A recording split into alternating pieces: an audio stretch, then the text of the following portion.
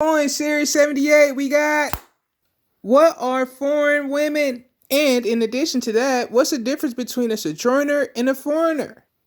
A stranger and a foreigner, and the difference between an alien and a foreigner. Understanding the differences of those words will further help you along in understanding what is mentioned in Scripture. And as we see here, the daughter of Pharaoh, Moabite, Ammonite, Edomite, Tisodian, and Hittite women. I encourage you to read, study, understand the characteristics and descriptions and lifestyles of these women and people, and about their religions. Another good question to point out is, can anyone be a foreigner?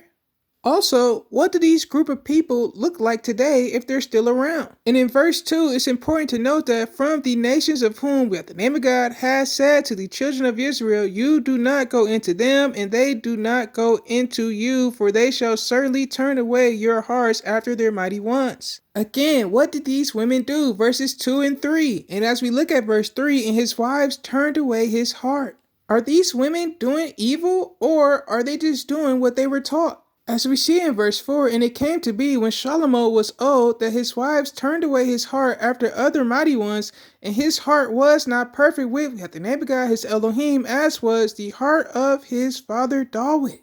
How is that possible? In Proverbs chapter 22 verse 6, train up a child in the way he should go, even when he is old he turns not away from it. Why didn't this work for Solomon if David heart was right with God? Remember Ezekiel chapter 18 verse 20, the being who sins shall die. The son shall not bear the crookedness of the father, nor the father bear the crookedness of the son. And I encourage you to read the entire chapter. Have you read 2 Corinthians chapter 6 verse 14? Do not become unevenly yoked with unbelievers, for what partnership has righteousness and lawlessness, and what fellowship has light with darkness? Remember Exodus 23, you have no other mighty ones against my face? In 1 Kings chapter 11 verse 5, and Solomon went after Ashereth, the mighty one of the Tisodians, and after Milcom, the abomination of the Ammonites. And in verse 6, and did not follow the name of God completely like his father David.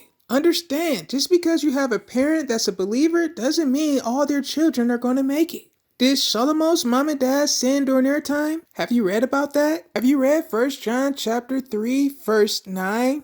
Was Solomon born like this? Verse 9, did what he do please God? Does it say anything about the women? Verse 14, just because you marry and love someone and can take care of them doesn't mean their people and family will love you. Verse 19 shows how women can bring people closer. Looks aren't mentioned.